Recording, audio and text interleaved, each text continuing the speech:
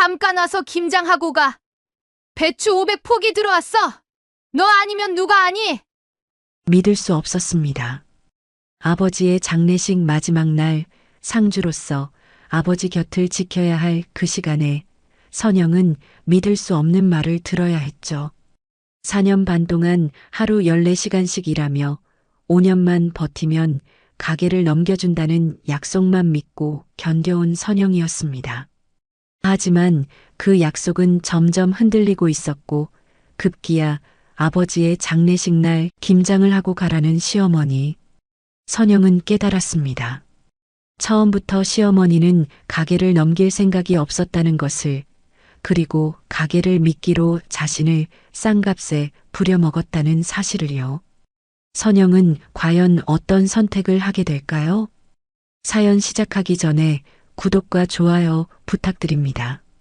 항상 시청해주시는 모든 분들께 감사드립니다.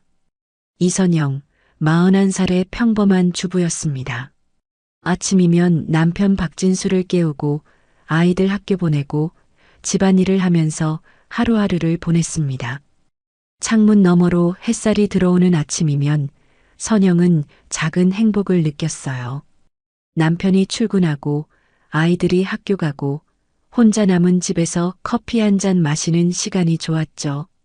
특별한 일 없이 평온한 날들이 이어졌습니다. 그런데 어느 날 남편이 공사장에서 크게 다쳤습니다. 높은 곳에서 떨어지면서 다리를 심하게 다친 거였어요. 병원 응급실로 실려갔을 때 선영의 머릿속은 하얗게 비었습니다. 복도에서 기다리는 동안 손은 계속 떨렸죠. 수술을 받고 깁스를 한 남편의 모습을 처음 봤을 때 선영은 눈물이 쏟아질 것 같았습니다. 침대에 누워있는 남편은 너무 초라해 보였어요. 선영은 현실이 무너지는 걸 느꼈죠. 의사는 최소 6개월은 일을 할 수 없다고 했습니다. 재활 치료도 꾸준히 받아야 한다고 했죠. 병원비 청구서를 받아든 선영의 손이 떨렸습니다. 수술비에 입원비, 재활 치료비까지 합치니 1,000만 원이 훌쩍 넘는 금액이었어요. 청구서를 보면서 선영은 숨이 막힐 것 같았죠. 집에 돌아와서 통장을 확인했습니다. 잔고가 빠르게 줄어들고 있었어요. 남편이 일을 못하니 수입이 뚝 끊겼고 병원비는 계속 나가고 있었습니다. 매일 통장을 확인할 때마다 가슴이 철렁했죠. 아이들 학원비, 생활비, 대출 이자까지 감당하기 벅찼습니다. 큰아이가 엄마 학원비 내야 하는데 라고 말할 때마다 선영은 미안한 마음에 가슴이 찢어지는 것 같았어요. 선영은 밤마다 계산기를 두드리면서 한숨을 쉬었습니다. 어떻게든 버텨야 하는데. 남편은 침대에 누워서 미안하다는 말만 반복했어요. 다친 몸으로 아무것도 할 수 없는 자신이 한심하다고 했죠. 선영은 남편 앞에서는 괜찮다고 웃어 보였지만 속으로는 막막했습니다. 그렇게 한 달이 지났을 때였습니다. 시어머니 김옥자에게서 전화가 왔어요. 평소에도 자주 연락하는 사이는 아니었습니다. 명절이나 생일 때나 간신히 얼굴 보는 관계였죠. 사실 시어머니와는 별로 친하지 않았어요. 결혼 초부터 며느리를 대하는 태도가 차가웠거든요. 그런 시어머니에게서 갑자기 전화가 오니 선영은 불안했습니다. 전화를 받은 선영은 인사를 건넸습니다. 어머님, 안녕하세요. 시어머니의 목소리는 단호했습니다. 선영아, 족발집에 사람이 나갔어. 네? 갑자기요? 어제 그만둔다고 하더라고. 당장 내일부터 사람이 없어. 선영은 잠시 말을 잃었습니다. 시어머니는 10년 넘게 족발집을 운영하고 있었어요. 동네에서 꽤 오래된 가게였죠. 그런데 갑자기 일할 사람이 나갔다니 당황스러웠습니다. 시어머니가 다시 말했습니다. 내가 나와서 일 좀 해라. 저요? 그래. 진수가 다쳐서 일 못한다며? 돈도 필요할 거 아니야. 선영의 가슴이 철렁 내려앉았습니다. 족발집 일이 얼마나 힘든지는 익히 들어서 알고 있었어요. 하루 종일 서서 일해야 하고 족발 삶고 썰고 손님 상대하느라 정신없다고 했죠. 그런데 지금 당장 그 일을 하라는 겁니까? 선영은 망설였습니다. 어머님, 제가 족발집 일을 할 수 있을지 모르겠어요. 뭘 못해? 배우면 되지. 어차피 돈 벌어야 하잖아. 시어머니의 말은 틀린 말이 아니었습니다. 당장 돈이 필요한 건 사실이었으니까요. 하지만 선영은 쉽게 대답할 수가 없었습니다. 집안일도 해야 하고 남편 병원도 데려다 줘야 하는데 족발집까지 나갈 여력이 있을까 싶었어요. 생각 좀 해보고 연락드려도 될까요? 생각은 무슨? 내일부터 나와. 월급은 250만 원 줄게. 250만 원. 선영의 귀가 번쩍 뜨였습니다. 지금 상황에서 그 돈은 정말 큰 돈이었어요. 병원비 내고 생활비 내고 아이들 학원비 내면 딱 맞는 금액이었죠. 알겠습니다, 어머님. 결국 선영은 고개를 끄덕였습니다. 전화를 끊고 나서 선영은 한참을 멍하니 앉아 있었어요. 남편에게 말해야 할까 말아야 할까 고민했죠. 하지만 숨길 수도 없는 일이었습니다. 침대에 누워있던 남편에게 조심스럽게 말했어요. 여보, 어머니가 족발집 일 좀 해달래요. 남편의 표정이 굳어졌습니다. 미안해. 아니에요. 어차피 돈 벌어야 하잖아요. 내가 이 꼴이 되는 바람에. 남편은 고개를 푹 숙였어요. 다친 다리를 내려다보면서 입술을 깨물었죠. 선영은 남편의 어깨를 토닥였습니다. 괜찮아요. 조금만 버티면 되죠. 그렇게 말은 했지만 선영의 마음은 무겁기만 했습니다. 밤새 잠을 설쳤어요. 내일부터 어떻게 해야 할지, 족발집 일을 제대로 할 수 있을지 걱정이 밀려왔죠. 불안한 마음에 이불 속에서 뒤척였습니다. 새벽에 겨우 잠이 들었는데 알람 소리에 깼어요. 첫 출근 날이었습니다. 서둘러 옷을 갈아입고 간단히 세수를 했죠. 거울 속 자신의 얼굴은 피곤해 보였습니다. 눈 밑에 다크서클이 진하게 생겼고 얼굴도 창백했어요. 하지만 어쩔 수 없었죠. 힘내자, 이선영. 스스로에게 다짐하면서 집을 나섰습니다. 족발집은 집에서 버스로 30분 거리에 있었어요. 아침 일찍 출발했는데도 가게에 도착하니 시어머니가 이미 와 있었습니다. 왔어? 늦었네. 죄송합니다, 어머님. 됐고, 이리 와서 앞치마부터 매. 시어머니는 앞치마를 던지듯 건넸어요. 선영은 앞치마를 받아서 허리에 맸습니다. 낯선 작업복이 어색했죠. 오늘은 내가 하는 거 보고 배워. 내일부터는 내가 해야 해. 네, 어머님. 시어머니는 빠르게 움직이면서 일을 시작했습니다. 족발을 삶는 법, 양념 만드는 법, 손님상 차리는 법까지 쉴 틈 없이 가르쳤어요. 하지만 설명은 대충 하면서 실수하면 바로 핀잔을 줬죠. 선영은 정신없이 따라했습니다. 하지만 익숙하지 않은 일이라 실수가 잦았어요. 족발을 썰다가 손을 베일 뻔했고 양념 농도도 맞추지 못했죠. 접시를 나르다가 바닥에 떨어뜨릴 뻔하기도 했습니다. 아니, 그렇게 하는 게 아니라니까. 시어머니의 핀잔이 쏟아졌어요. 선영은 연신 죄송하다고 말하면서 다시 했죠. 손님이 들어오면 주문을 받고 음식을 내고 계산을 했습니다. 정신없이 하루가 지나갔어요. 저녁이 되어서야 겨우 일이 끝났습니다. 시계를 보니 밤 10시가 넘어 있었어요. 오늘은 이만 가. 내일 아침 9시까지 와. 네, 어머님. 수고하셨습니다. 집으로 돌아가는 버스 안에서 선영은 온몸이 무너지는 것 같았습니다. 다리도 아프고 허리도 아프고 어깨도 결렸어요. 버스 좌석에 앉아 있는데도 몸이 흔들거렸죠. 창밖을 보면서 선영은 눈물이 날 것 같았습니다. 내가 왜 이렇게 살아야 하지? 집에 도착해서 문을 열자마자 쓰러질 것 같았어요. 현관문을 열고 들어서는데 다리에 힘이 풀렸습니다. 남편이 걱정스러운 얼굴로 물었습니다. 괜찮아? 응, 괜찮아. 좀 피곤하긴 한데. 선영은 억지로 웃으면서 대답했어요. 하지만 속으로는 눈물이 날 것 같았죠. 이걸 얼마나 해야 하는 걸까? 그날 밤 선영은 침대에 누워서 천장을 바라봤습니다. 몸은 피곤한데 잠은 오지 않았어요. 내일도 모레도 계속 이렇게 살아야 한다는 게 막막했죠. 그래도 어쩔 수 없었습니다. 돈을 벌어야 했으니까요. 선영은 눈을 감으면서 다짐했습니다. 조금만 참자. 조금만.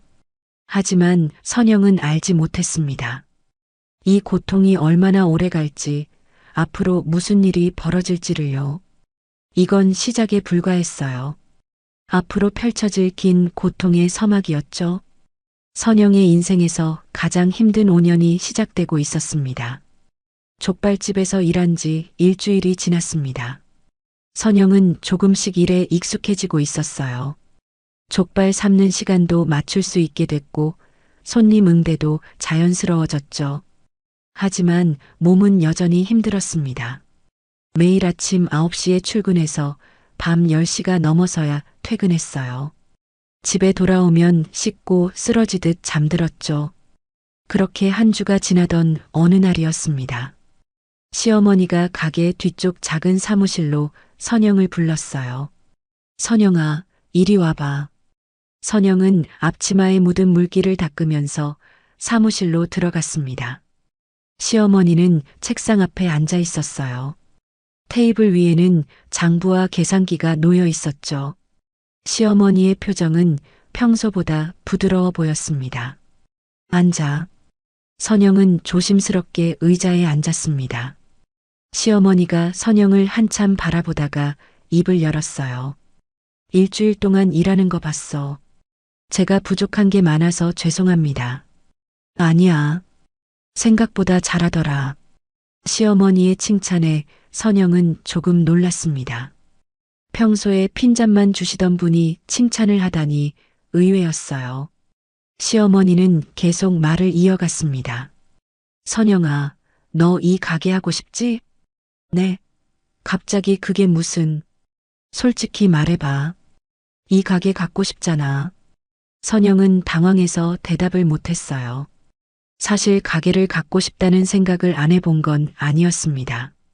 일주일 동안 가게에서 일하면서 손님들이 맛있다고 할 때마다 뿌듯했어요. 내 가게였으면 얼마나 좋을까 하는 생각도 했죠. 하지만 감히 입 밖으로 꺼낼 수 있는 얘기는 아니었습니다. 시어머니 가게를 탐낸다고 오해받을까봐 두려웠거든요. 시어머니가 선영의 표정을 보면서 웃었습니다. 그럴 줄 알았어. 내 눈빛을 보면 알아. 어머님, 내가 제안 하나 할게. 시어머니는 몸을 앞으로 기울이면서 말했어요. 월급 250만 원 줄게. 네, 감사합니다. 그리고 5년만 여기서 일해. 선영은 시어머니를 바라봤습니다. 5년이라는 시간이 길게 느껴졌어요. 시어머니가 다시 말했죠. 5년 동안 성실하게 일하면 이 가게 내 거야. 선영의 심장이 쿵 하고 뛰었습니다. 귀를 의심했어요. 방금 뭐라고 하셨지? 가게를 준다고? 정말이세요? 선영의 목소리가 떨렸습니다. 너무 놀라서 제대로 말이 나오지 않았어요. 그럼 내가 거짓말하겠어? 시어머니는 단호한 목소리로 말했어요.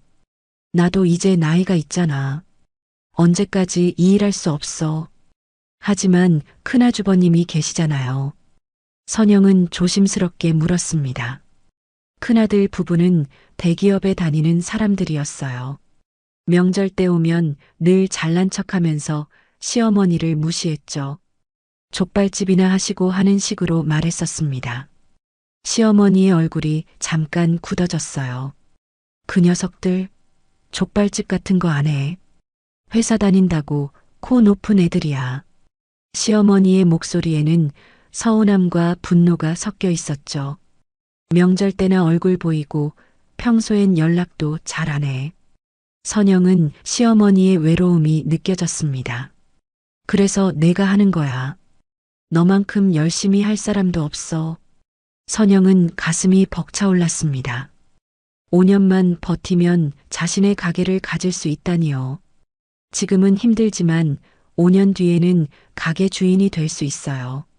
남편도 함께 일하고 생활도 안정되고 아이들한테도 떳떳해질 수 있죠. 선영의 머릿속에는 벌써 미래가 그려졌습니다. 어머님, 정말 감사합니다. 열심히 하겠습니다. 선영은 고개를 깊이 숙였어요. 시어머니가 만족스러운 표정으로 고개를 끄덕였죠. 그래. 그럼 오늘부터 각오 단단히 해. 네, 어머님. 선영은 사무실을 나왔습니다. 가게 안을 둘러보니 새롭게 보였어요. 5년 뒤에는 이 모든 게 내 거야. 족발을 삶는 큰 솥도, 손님들이 앉는 테이블도, 벽에 붙은 메뉴판도요. 선영은 마음속으로 다짐했습니다. 무슨 일이 있어도 5년은 버틴다. 그날 저녁 집에 돌아온 선영은 남편에게 말했어요. 현관문을 열자마자 침실로 달려갔습니다. 여보, 여보. 선영의 목소리에는 흥분이 섞여 있었어요. 왜 그래? 무슨 일 있어? 침대에 누워있던 남편이 놀라서 물었습니다. 어머니가 5년만 일하면 가게를 준대요. 정말? 어머니가 그렇게 말씀하셨어? 남편도 믿기지 않는다는 표정이었어요. 네. 오늘 사무실로 부르셔서 직접 말씀하셨어요. 남편의 표정이 복잡해졌어요. 그래도 5년이 짧은 시간은 아닌데. 괜찮아요. 5년만 버티면 우리 가게가 생기잖아요. 선영은 남편의 손을 잡았습니다. 당신 다리 나으면 같이 일해요. 그럼 훨씬 수월할 거예요. 남편은 한참을 생각하다가 고개를 끄덕였어요. 알았어. 그럼 내가 빨리 나아야겠네. 천천히 나아요. 조급하게 서두르지 말고요. 선영은 웃으면서 말했죠. 하지만 속으로는 걱정이 됐습니다. 정말 5년을 버틸 수 있을까? 그래도 희망이 있으니 할 수 있을 것 같았어요. 다음 날부터 선영은 더 열심히 일했습니다. 시어머니가 시키는 대로 따라하면서 하나하나 배웠어요. 족발 양념 만드는 비법도 알려줬고 단골 손님 관리하는 법도 가르쳐줬죠. 선영은 빠르게 흡수했습니다. 이게 다 내 거니까 열심히 배워야지. 가게는 동네에서 꽤 오래된 곳이었어요. 15년 넘게 한자리에서 장사를 해왔죠. 단골 손님도 제법 있었습니다. 점심시간과 저녁시간에는 자리가 꽉 찰 정도였어요. 선영은 단골 손님들 얼굴을 하나하나 익혔습니다. 매일 점심때 오시는 할아버지, 저녁마다 소주 한잔 하시는 아저씨들이요. 그분들이 맛있다고 해주실 때마다 선영은 힘이 났어요. 사장님, 오늘도 맛있네요. 감사합니다. 자주 오세요. 선영은 밝게 웃으면서 인사했어요. 손님들도 선영의 밝은 모습에 호감을 보였죠. 새로 오신 분이야? 성격도 좋으시네. 전에 분보다 훨씬 친절하시네요. 네, 앞으로 잘 부탁드립니다. 선영은 고개를 숙이면서 인사했습니다. 속으로는 5년 뒤엔 진짜 사장님이 될 거예요 라고 생각했죠. 일이 힘들긴 했지만 선영은 참을 수 있었습니다. 5년 뒤를 생각하면 이 정도는 감수할 수 있었어요. 여기서 버티면 내 인생이 바뀐다.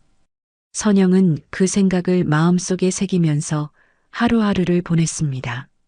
앞치마를 멜 때마다, 족발을 썰 때마다, 손님을 대할 때마다요.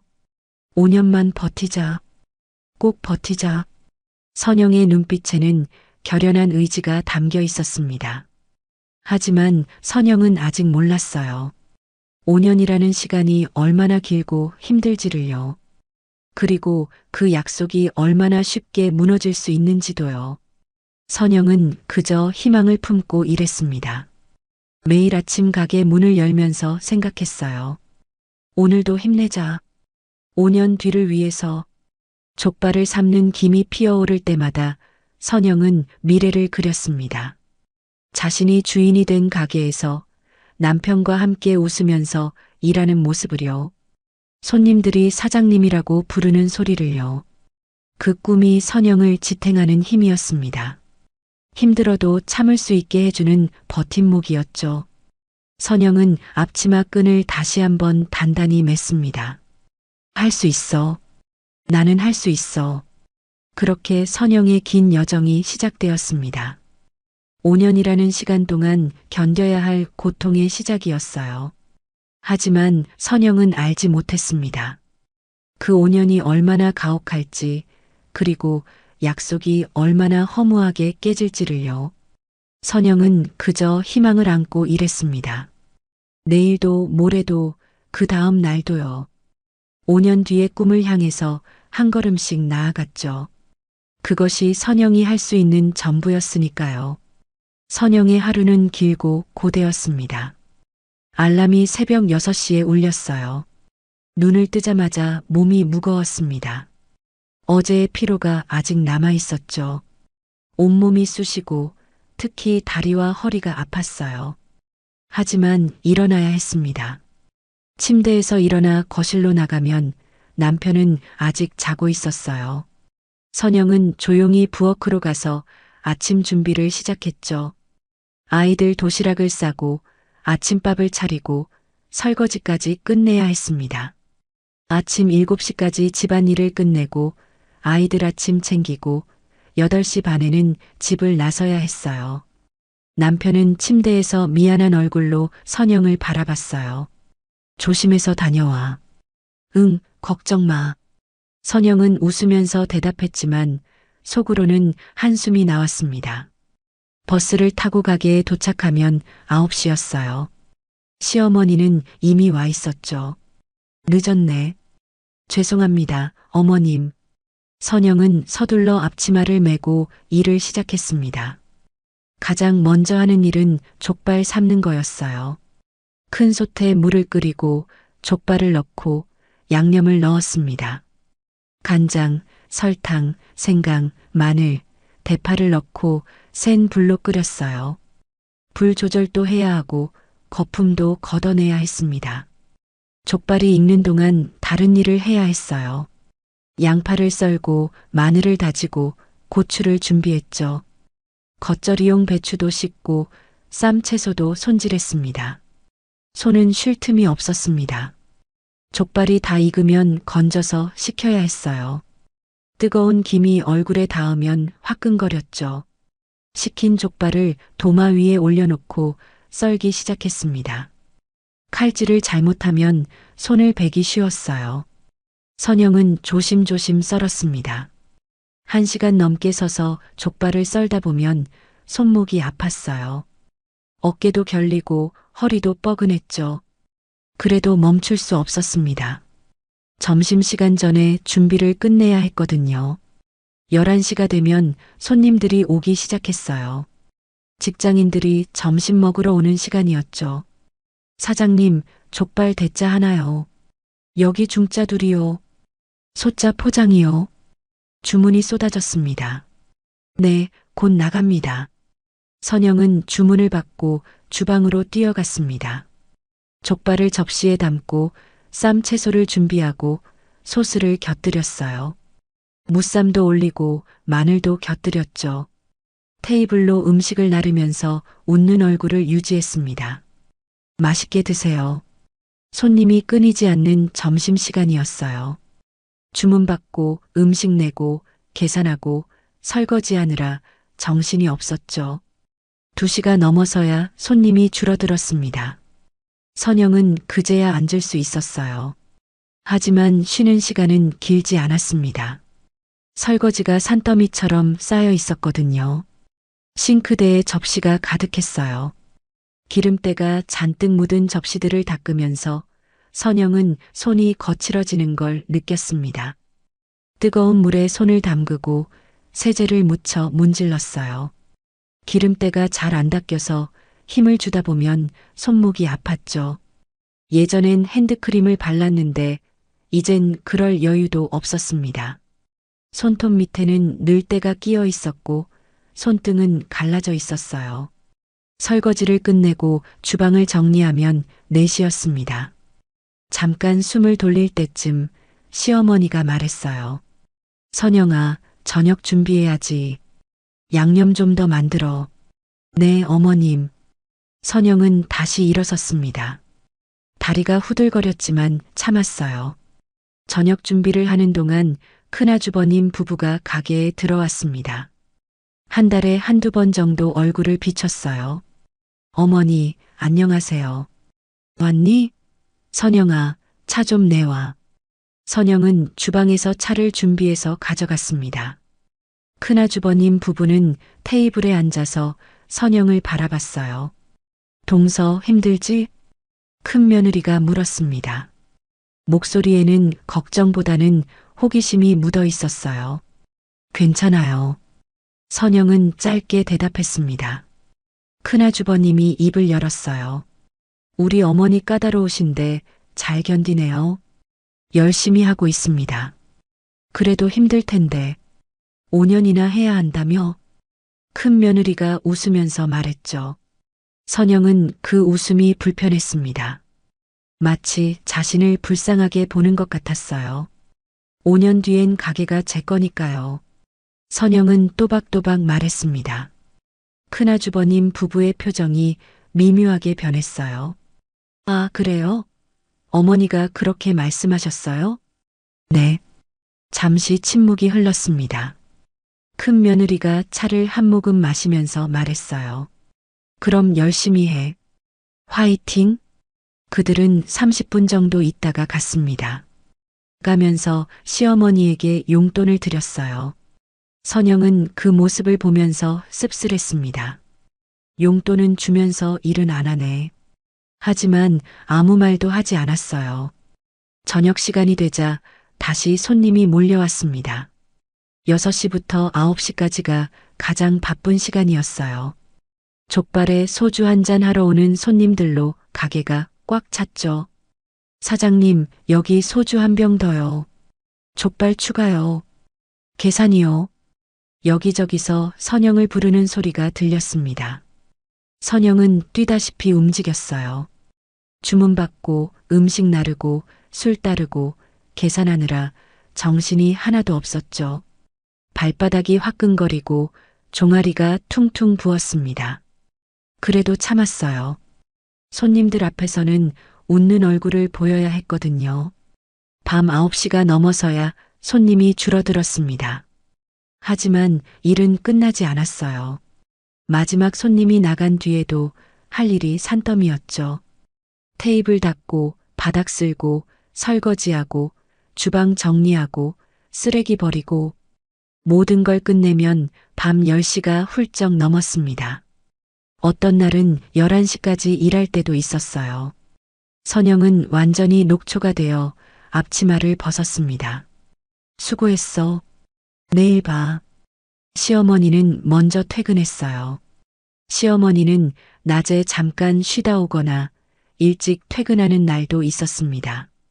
하지만 선영은 아침부터 밤까지 계속 일했죠.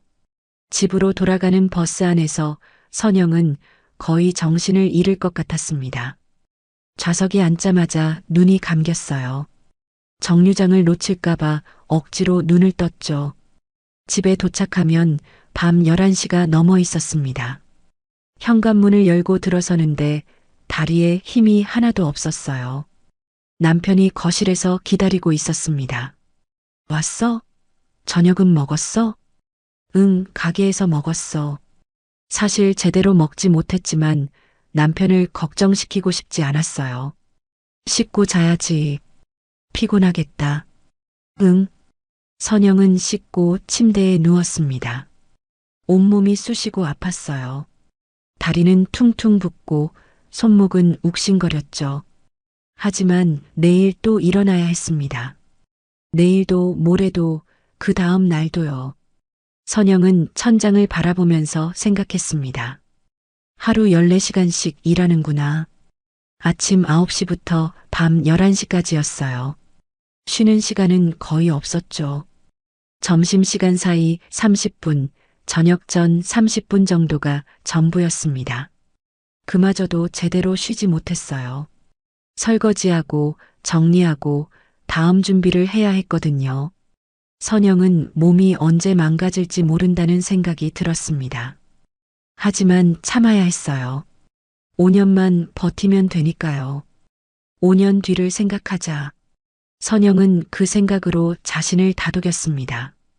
그래도 선영은 손님들 앞에서는 웃었어요. 힘들어도 밝은 얼굴을 보여줬죠. 감사합니다. 또 오세요. 단골 손님들이 칭찬할 때마다 힘이 났습니다. 이 집 족발 정말 맛있어요. 사장님이 바뀌고 나서 더 맛있어진 것 같아요. 그 말을 들으면 선영은 보람을 느꼈어요. 내가 잘하고 있구나. 힘들지만 의미가 있다고 생각했죠. 5년 뒤 이 가게가 자신의 것이 될 거라는 희망이 있었으니까요. 선영은 그 희망을 붙잡고 하루하루를 버텼습니다. 아무리 힘들어도 포기하지 않았어요. 조금만 더 버티자. 그렇게 선영의 고된 하루가 반복되었습니다. 내일도 모레도 계속해서요. 5년이라는 긴 시간을 향해 한 걸음씩 나아가면서요. 일한 지 3개월이 지났습니다. 선영의 몸은 점점 망가지고 있었어요. 아침에 일어날 때마다 온몸이 쑤셨습니다. 다리는 늘 붓고 허리는 끊임없이 아팠죠. 손목도 시큰거리고 어깨도 결렸어요. 하루 14시간씩 서서 일하니 당연한 일이었습니다. 그런데도 선영은 참고 견뎠어요. 5년만 버티면 된다는 생각 하나로요. 어느 날 선영은 퇴근길에 문구점에 들렀습니다. 평소엔 그냥 지나치던 곳이었어요. 그런데 그날따라 들어가고 싶었죠. 문을 열고 들어가니 새 공책 냄새가 났습니다. 진열대를 천천히 둘러봤어요. 작은 수첩들이 진열대에 가지런히 놓여 있었습니다. 선영은 그 중에서 가장 작은 수첩을 집어들었어요. 손바닥만 한 크기의 검은색 수첩이었죠. 표지는 무지했고 두께는 얇았습니다. 딱 가방에 넣고 다니기 좋은 크기였어요. 이거 주세요. 계산대에서 2,000원을 냈습니다. 수첩을 받아들고 집으로 돌아왔어요. 침대에 누워서 수첩을 펼쳤어요. 하얀 페이지가 선영을 바라봤습니다. 선영은 펜을 들고 오늘 날짜를 적었어요. 그리고 출근 시간과 퇴근 시간을 기록했습니다. 오전 9시 출근, 오후 11시 퇴근. 총 14시간이었어요. 점심시간이라고 쉰 건 30분, 저녁 전 30분이었습니다. 선영은 그걸 적으면서 한숨이 나왔어요. 내가 이렇게 오래 일했구나. 다음 날도 똑같이 적었습니다. 오전 9시 출근, 오후 11시 30분 퇴근. 그 다음 날도요. 오전 9시 출근, 오후 10시 40분 퇴근. 수첩에 기록을 남기면서 선영은 조금 위안을 받았어요. 누구에게 보여줄 생각은 없었습니다. 그냥 억울한 마음을 어디론가 풀고 싶었죠. 내가 이만큼 일했어.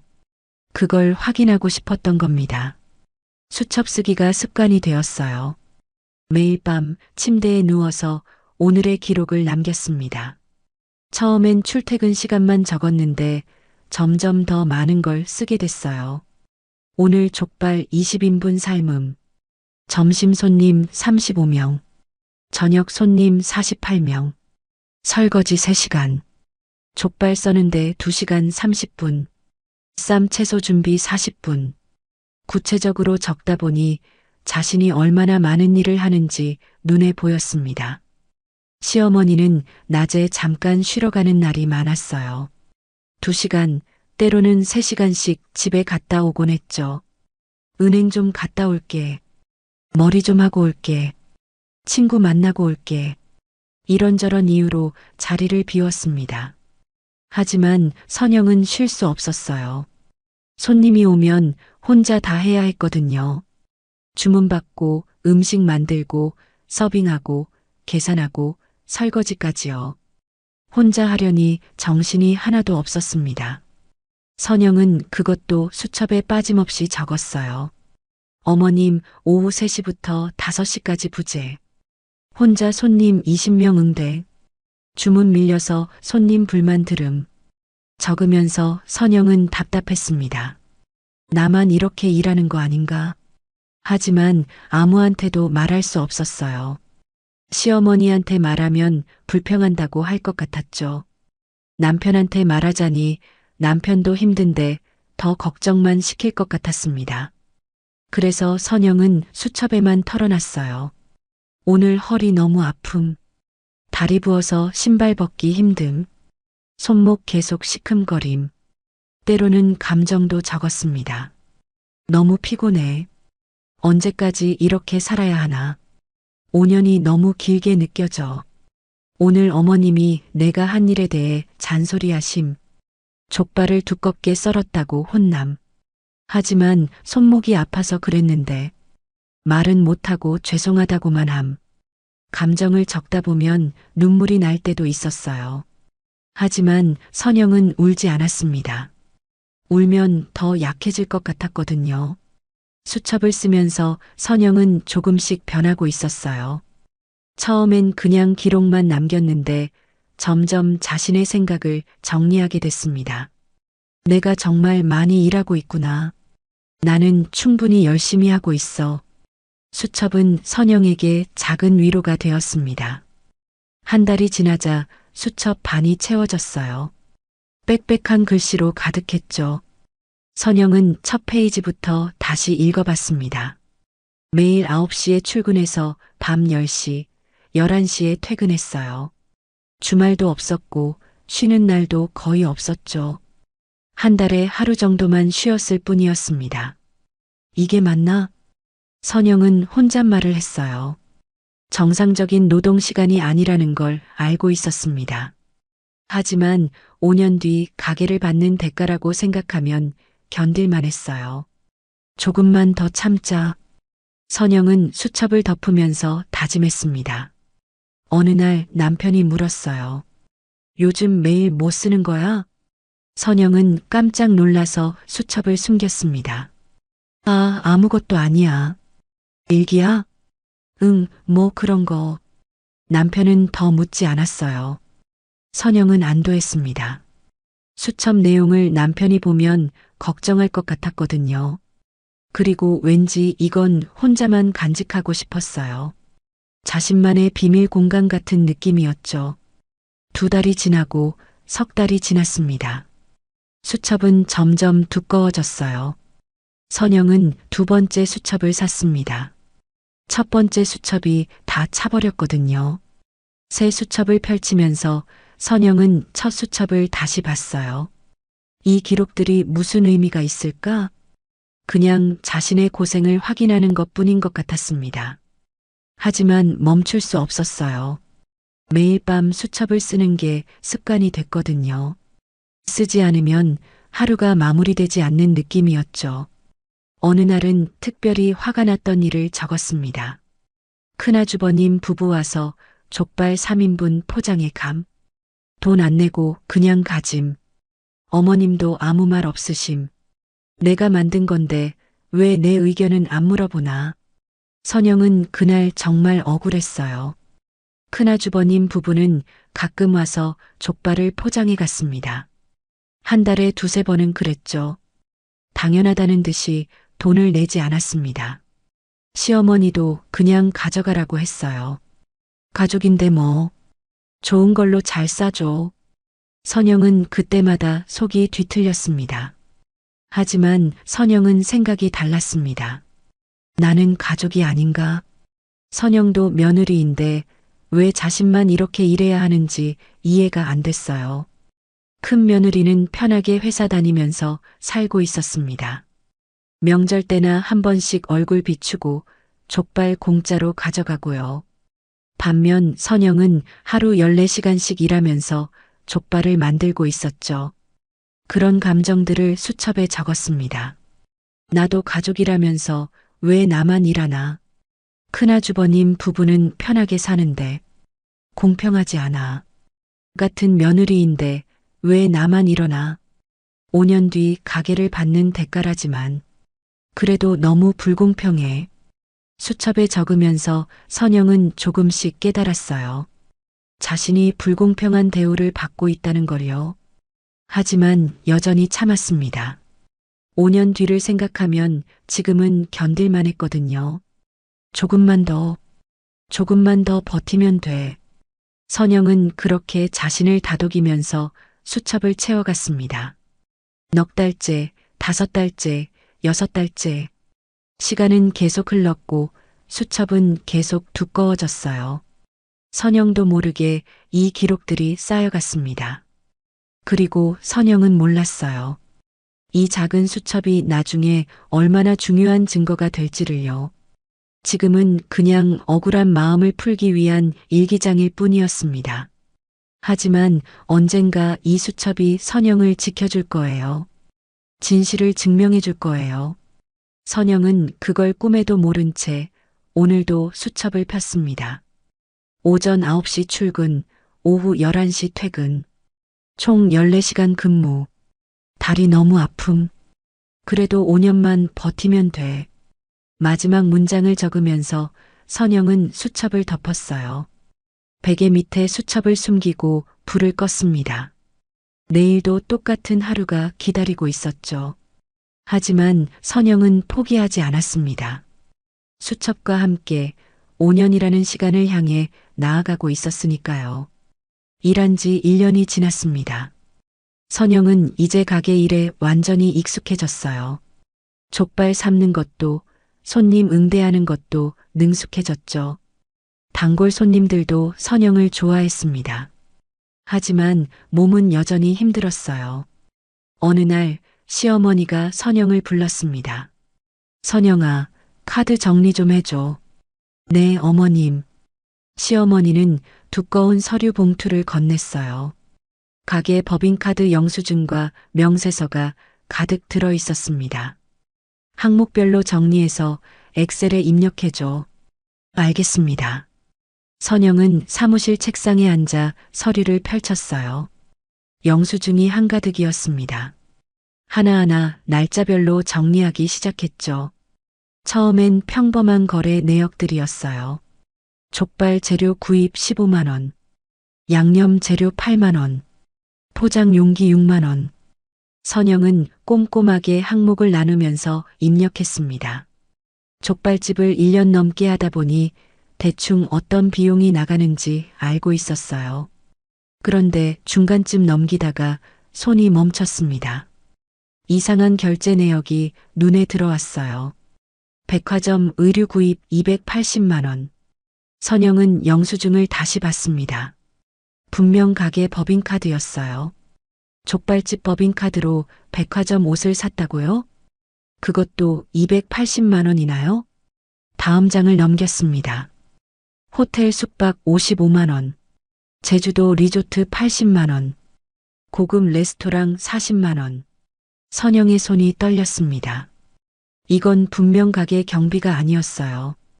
더 자세히 날짜를 확인했습니다. 제주도 리조트는 지난달 결제였어요. 그날이 언제였는지 기억을 더듬었죠. 아, 그때 큰아주버님 부부가 제주도 여행 간다고 했었지. 선영의 가슴이 철렁 내려앉았습니다. 백화점 옷 구입 날짜도 확인했어요. 큰 며느리가 명품 가방을 샀다고 자랑하던 날이었습니다. 호텔 숙박은 큰아주버님 부부 결혼기념일 무렵이었죠. 선영은 서류를 한 장 한 장 넘기면서 확인했습니다. 족발 재료가 아닌 결제 내역이 너무 많았어요. 백화점, 고급 식당, 호텔, 여행, 심지어 골프장까지요. 한 장 한 장 넘길 때마다 선영의 표정은 굳어갔습니다. 명품 가방 구매 320만 원, 프랑스 레스토랑 18만 원, 골프장 그린피 45만 원. 모두 큰아주버님 부부와 관련된 것들이었습니다. 날짜를 확인해 보니 더 확실했어요. 큰아주버님 부부가 여행 간 날, 외식한 날, 쇼핑한 날이었죠. 선영은 총액을 계산해 봤어요.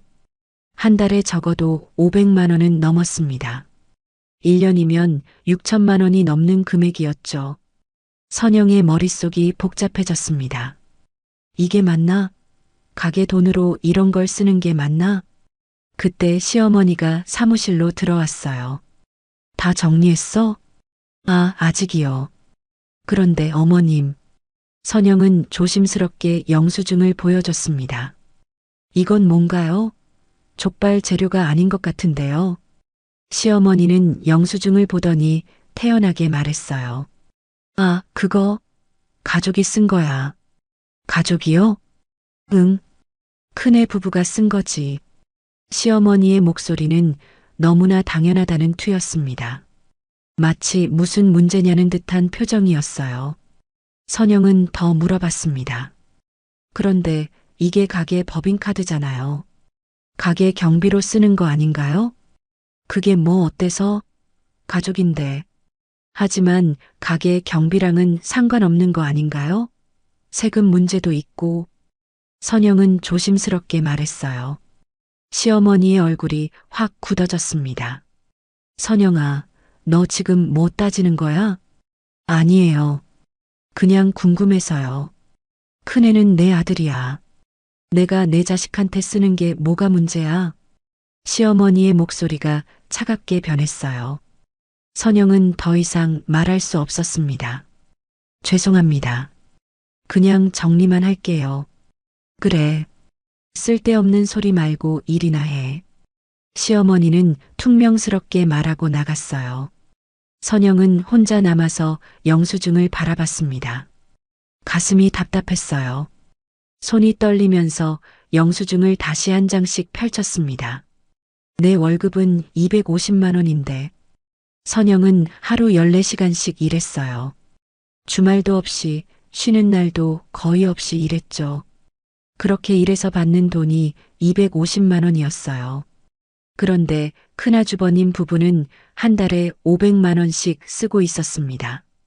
선영이 버는 돈의 2배였어요. 그것도 일도 안 하고 그냥 쓰기만 하는 돈이었죠. 선영의 마음이 서늘해졌습니다. 나는 뭐지? 그냥 일만 하는 사람인가?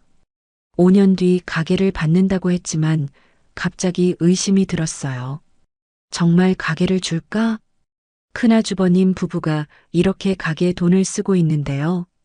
시어머니도 당연하다는 듯이 말했는데요. 선영은 불안했습니다. 하지만 아무 말도 할 수 없었어요. 괜히 말했다가 시어머니한테 찍힐까봐 두려웠죠. 참자. 그냥 참자. 선영은 영수증을 정리하면서 속으로 되뇌었습니다. 하지만 마음은 편하지 않았어요. 그날 저녁 집에 돌아온 선영은 수첩을 꺼냈습니다. 오늘 본 카드 내역을 자세히 적었어요. 큰아주버님 부부 제주도 여행 80만 원, 백화점 옷 구입 280만 원, 고급 레스토랑 40만 원, 총 한 달 지출 약 500만 원 이상, 내 월급은 250만 원. 적으면서 선영은 화가 났습니다. 동시에 슬펐어요. 나는 이렇게 열심히 일하는데 큰아주버님 부부는 일도 안 하고 가게에 돈을 펑펑 쓰고 있었어요. 시어머니도 그걸 당연하게 여기고 있었죠. 선영은 억울했습니다. 하지만 어쩔 수 없었어요. 5년을 채워야 가게를 받을 수 있었으니까요. 지금 불평하면 모든 게 물거품이 될 것 같았습니다. 참아야 해. 조금만 더 참으면 돼. 선영은 수첩을 덮으면서 눈물을 참았어요. 다음 날부터 선영은 카드 정리를 계속했습니다.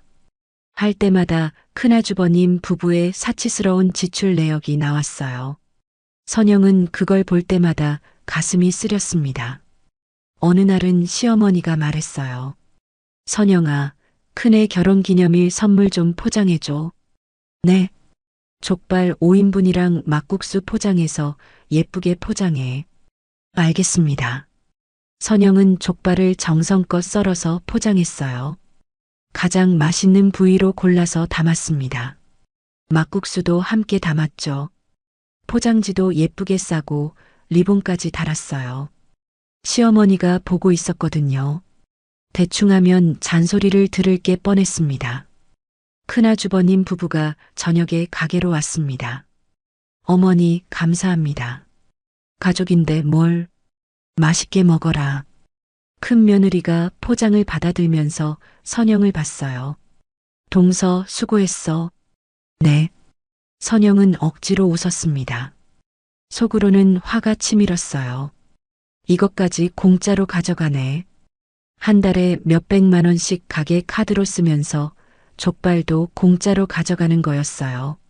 선영은 참을 수밖에 없었습니다. 그날 밤 선영은 수첩에 또 적었어요. 큰아주버님 부부 족발 5인분 포장 무료. 가게 카드로 매달 500만 원 이상 사용. 나는 월급 250만 원. 공평하지 않음. 수첩을 쓰면서 선영은 깨달았습니다. 자신이 점점 분노를 쌓아가고 있다는 걸요. 하지만 표현할 곳이 없었어요. 수첩만이 선영의 유일한 토로 공간이었습니다. 언젠가는 이게 끝나겠지. 5년만 버티면 돼. 선영은 그렇게 자신을 위로했습니다. 하지만 마음 한구석에서는 불안이 커지고 있었어요. 정말 5년 뒤에 가게를 받을 수 있을까? 큰아주버님 부부가 이렇게 가게에 의존하고 있는데 시어머니의 약속이 지켜질까? 의심이 조금씩 자라고 있었습니다. 그래도 선영은 일을 계속했어요. 다른 선택지가 없었으니까요. 매일 아침 일어나서 가게로 가고 밤늦게 퇴근하고요. 카드 내역을 정리하면서 억울함을 삼키고요. 수첩에만 진심을 토해냈습니다. 그렇게 선영의 1년이 지나가고 있었어요. 희망과 불안이 뒤섞인 채로요. 시간은 빠르게 흘렀습니다. 어느덧 4년 반이 지났어요. 5년 약속까지 이제 6개월밖에 남지 않았죠. 선영은 그날을 손꼽아 기다렸습니다. 이제 조금만 더 버티면 돼. 하지만 이상하게도 분위기가 달라지기 시작했어요. 큰아주버님 부부가 자주 가게에 나타났습니다. 전에는 한 달에 한두 번 정도 얼굴 비추던 사람들이었어요. 그런데 요즘은 일주일에 두세 번씩 왔죠. 처음엔 그냥 인사만 하고 갔습니다. 어머니, 안녕하세요. 가게 잘 되고 있네요. 그러더니 점점 가게 일에 관심을 보이기 시작했어요. 어느 날 큰아주버님이 물었습니다. 족발은 어떻게 삶는 거예요? 선영은 친절하게 설명해 줬어요. 물에 간장이랑 설탕, 생강, 마늘을 넣고요. 3시간 정도 삶습니다. 아, 그렇구나. 생각보다 간단하네. 큰 며느리도 거들었어요. 동서, 우리도 좀 가르쳐 줘. 이제 우리가 배워야 할 것 같아. 선영은 가슴이 철렁했습니다. 왜 갑자기 배우려고 하지? 하지만 거절할 수 없었어요. 네, 언제든지요. 그날부터 큰아주버님 부부는 본격적으로 가게 일을 배우기 시작했습니다. 일주일에 서너 번씩 와서 선영 옆에 서 있었어요. 족발 삶는 법, 써는 법, 양념 만드는 법을 물어봤죠. 선영은 성실하게 가르쳐 줬습니다. 숨기지 않고 다 알려줬어요. 어차피 5년 뒤엔 내 가게니까. 하지만 뭔가 찝찝한 기분이 들었습니다. 큰 며느리가 말했어요. 동서 정말 고생 많았어. 우리가 이제 도와줄게. 아니에요. 괜찮아요. 어머니도 이제 나이가 있으시잖아. 우리가 거들어야지. 큰 며느리의 말은 친절했지만 선영은 불편했어요. 왜 하필 지금 나타나는 걸까요? 6개월만 더 있으면 5년이 차는데요. 어느 날 시어머니가 선영을 불렀습니다. 선영아, 큰애들한테 좀 잘해줘. 네. 가게 일 가르쳐주고 친절하게 대해. 그러고 있는데요. 시어머니의 표정이 묘했어요. 그래. 큰애들도 이제 관심 갖는 거 보니 기특하더라. 선영은 불안한 마음에 물어봤습니다. 어머님, 약속하신 거 기억하시죠? 무슨 약속? 시어머니가 마치 처음 듣는다는 듯 되묻자 선영의 가슴이 철렁했어요. 5년 일하면 가게 주신다고 하셨잖아요. 4년 반 전에 분명히 말씀하셨어요. 아, 그거? 시어머니는 잠시 침묵했습니다. 창밖을 보면서 팔짱을 꼈어요. 그리고 애매하게 말했습니다. 그건 좀 더 봐야 할 것 같아. 네. 선영은 귀를 의심했습니다. 더 본다는 게 무슨 말씀이세요? 이제 6개월밖에 안 남았잖아요. 시어머니가 불편한 표정을 지었어요. 선영아, 그게 말이지. 큰애들이 이제 관심을 보이니까. 하지만 약속하셨잖아요. 선영의 목소리가 커졌습니다. 시어머니가 인상을 찌푸렸어요. 왜 소리야? 내가 안 준다고 했어? 그럼요. 조금만 더 보자는 거지. 큰애들도 배우고 있으니까 누가 더 잘하나 보고. 선영은 말문이 막혔습니다. 경쟁을 하라고? 4년 반을 일했는데 이제 와서 큰아주버님 부부와 경쟁을 하라는 거였어요. 어머님, 저는 4년 반 동안 하루도 빠짐없이 일했어요. 그래, 고생한 거 안다. 그런데 갑자기 왜 이러세요? 시어머니가 짜증스럽게 말했어요. 큰애가 내 친아들이야. 내가 내 자식한테 가게를 물려주고 싶은 게 이상해? 선영은 할 말을 잃었습니다. 가슴이 무너지는 것 같았어요. 하지만 약속하셨잖아요. 약속은 약속이고 상황이 바뀌었어. 좀 더 지켜보자. 시어머니는 그렇게 말하고 나가버렸어요. 선영은 그 자리에 멍하니 서 있었습니다. 손이 떨렸어요. 다리에 힘이 풀렸죠. 머릿속이 하얗게 비었습니다. 이럴 수가. 4년 반을 믿고 일했는데요. 하루 14시간씩 주말도 없이 쉬는 날도 거의 없이 일했는데요. 손이 거칠어지고 다리가 망가지고 허리가 아파도 참았는데요. 5년만 버티면 된다고 믿었는데요. 모든 게 헛수고가 될 판이었습니다. 선영은 화장실로 뛰어갔어요. 문을 잠그고 변기 뚜껑을 닫고 앉았습니다. 눈물이 쏟아졌어요. 억울하고 분하고 허탈했죠. 내가 뭘 잘못했지? 열심히 일했는데 뭐가 부족했는지 모르겠었습니다. 그날 밤 선영은 수첩을 꺼냈어요. 떨리는 손으로 펜을 들었습니다. 4년 6개월 차. 어머님이 약속을 바꾸심. 큰아주버님 부부와 경쟁하라고 하심. 5년 약속이 지켜질지 모르겠음. 너무 불안하고 억울함. 적으면서 눈물이 수첩에 떨어졌어요. 글씨가 번졌지만 선영은 계속 썼습니다. 4년 반 동안 하루도 안 쉬고 일했는데 이제 와서 왜 이러시는지 모르겠음. 너무 화나고 속상함. 수첩을 덮고 베개에 얼굴을 묻었어요. 소리 없이 울었습니다. 남편이 침대로 와서 선영의 등을 쓰다듬었어요. 무슨 일 있어? 선영은 한참을 울다가 말했습니다. 어머니가 약속을 바꾸셨어. 뭐? 남편에게 오늘 있었던 일을 설명했어요. 남편의 얼굴도 굳어졌습니다. 그럴 수가. 4년 반이나 일했는데 나 어떡해. 이제 6개월밖에 안 남았는데. 선영은 남편 품에 안겨 울었어요. 남편도 아무 말 못했습니다. 다음 날부터 선영의 표정이 달라졌어요. 예전처럼 밝게 웃지 못했습니다. 손님들도 눈치챘어요. 사장님, 무슨 일 있어요? 안 좋아 보여요. 아니에요. 괜찮아요. 선영은 억지로 웃었지만 눈빛은 슬펐습니다. 큰아주버님 부부는 여전히 자주 왔어요. 선영 옆에서 족발 삶는 걸 지켜봤죠. 이 정도 삶으면 되는 거야?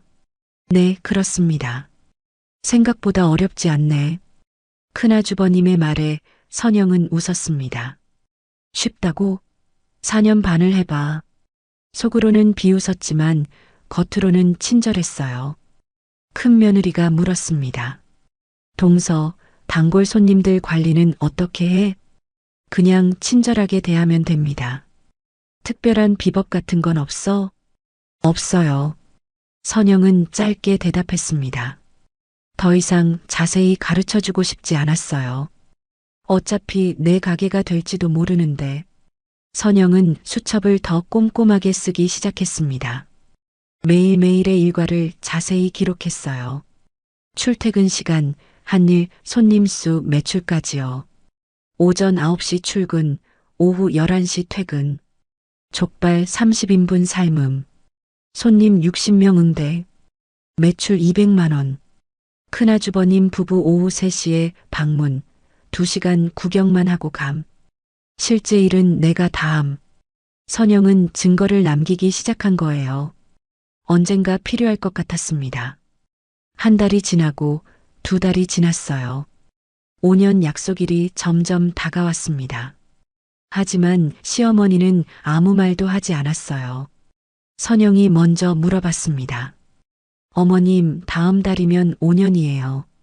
그래, 벌써 그렇게 됐나? 시어머니는 관심 없다는 듯이 말했어요. 가게, 언제 제 이름으로 바꿔주실 건가요? 조급하게 굴지 마. 좀 더 봐야지. 하지만 약속하셨잖아요. 시어머니가 짜증을 냈습니다. 약속? 그것만 생각하네. 큰애들도 배우고 있다니까. 선영의 얼굴에서 웃음이 완전히 사라졌어요. 이제 확신했습니다. 시어머니는 약속을 지킬 생각이 없었어요. 처음부터 선영을 이용만 한 거였죠.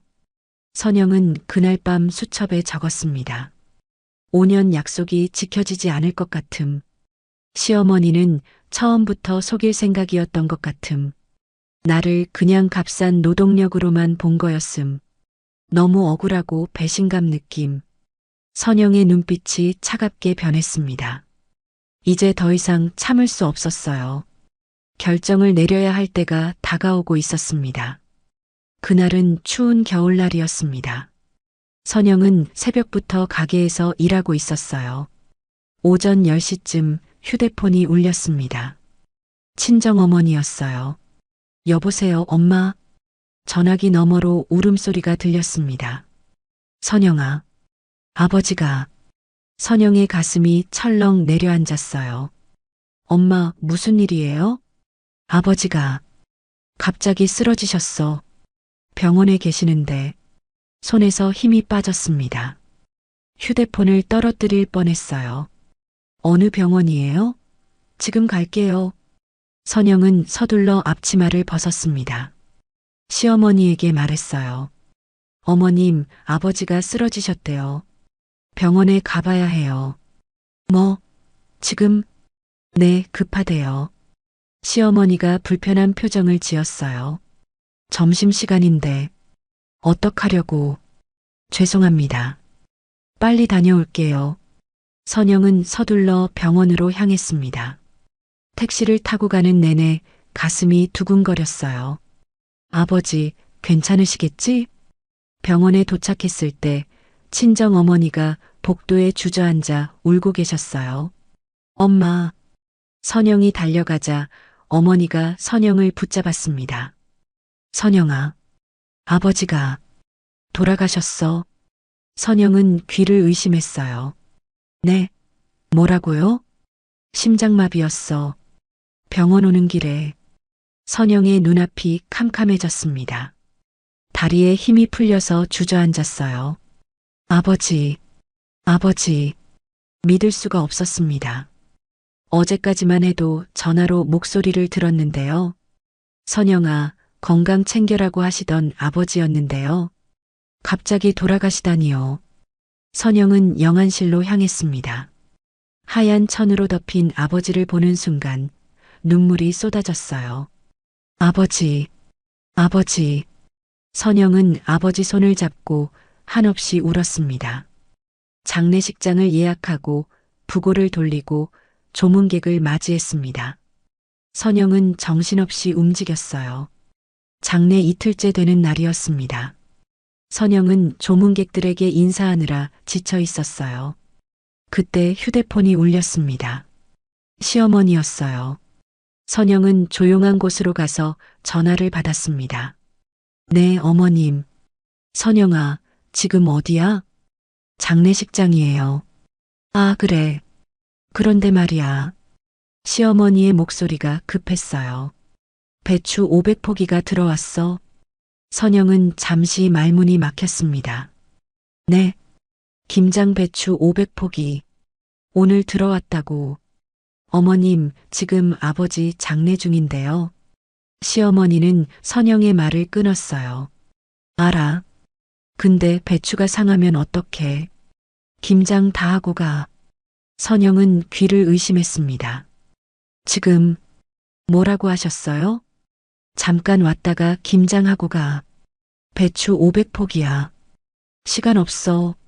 선영의 손이 떨렸어요. 어머님, 저 지금 아버지 장례식장에 있어요. 그래, 알고 있어. 근데 김장은 지금 해야 해. 내일 장례 끝나잖아. 하지만, 선영아, 배춧값만 200만 원이야. 상하면 다 손해야. 시어머니의 목소리는 단호했어요. 지금 당장 와. 밤새서라도 해야 해. 선영은 말을 잃었습니다. 아버지가 돌아가셨는데요. 장례 마지막 날인데요. 김장을 하러 오라고요? 어머님, 내일 발인인데요. 발인은 아침에 하잖아. 밤에 김장하면 되지. 제가 상주인데요. 시어머니가 짜증스럽게 말했어요. 상주가 뭐 어때서? 일은 해야지. 배추 500포기 누가 해? 내가 혼자 해? 선영은 아무 말도 할 수 없었습니다. 목이 메었어요. 어머님, 빨리 와.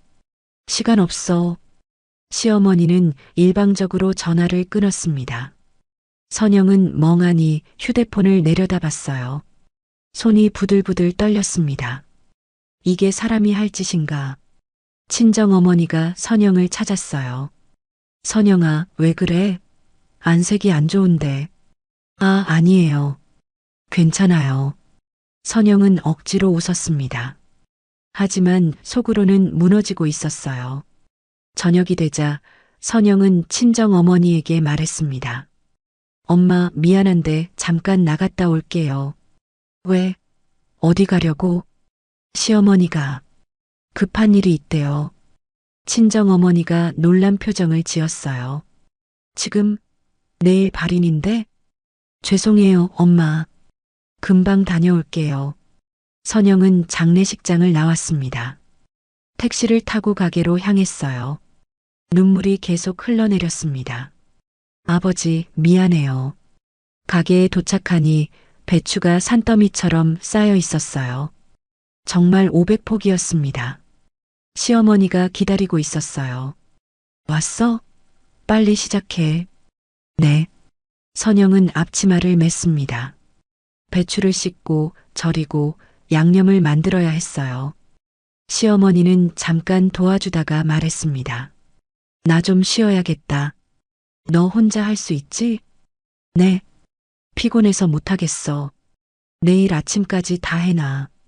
시어머니는 그렇게 말하고 집으로 가버렸어요. 선영은 혼자 남았습니다. 밤 9시였어요. 배추 500포기를 혼자 김장해야 했습니다. 선영은 눈물을 흘리면서 일을 시작했어요. 배추를 하나하나 씻고 절이고 헹구고 물기를 뺐습니다. 한 포기 한 포기 정성껏 버무렸어요.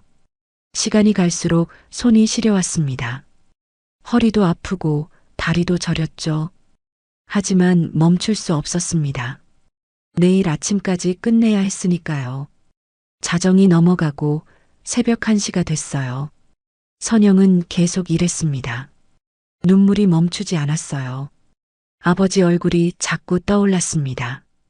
그런 아버지의 장례식 날에 선영은 김장을 하고 있었습니다. 새벽 3시가 됐어요.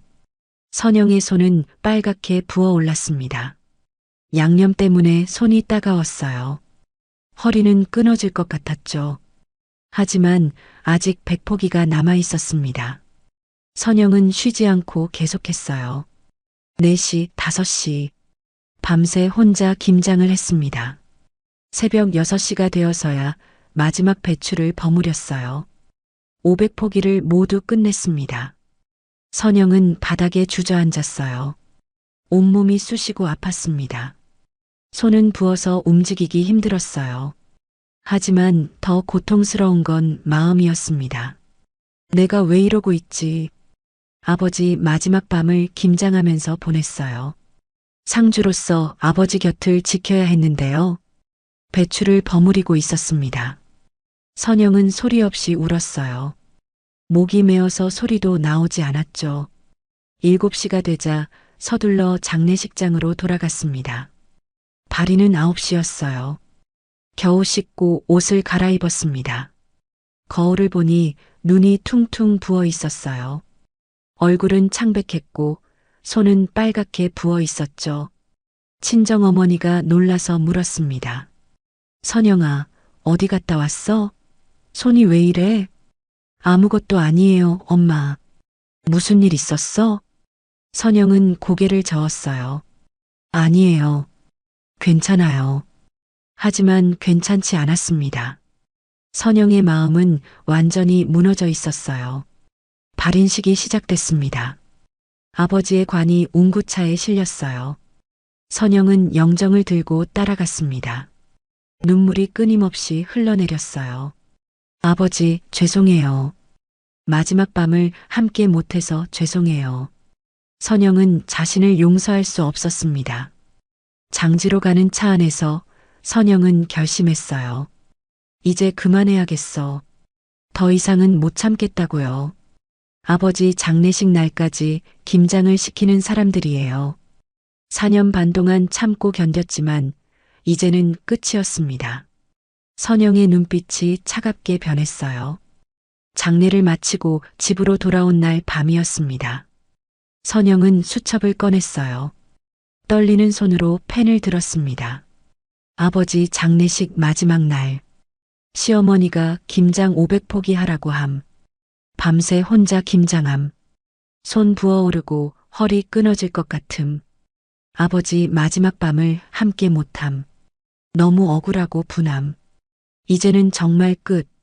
선영은 수첩을 덮었습니다. 그리고 남편에게 말했어요.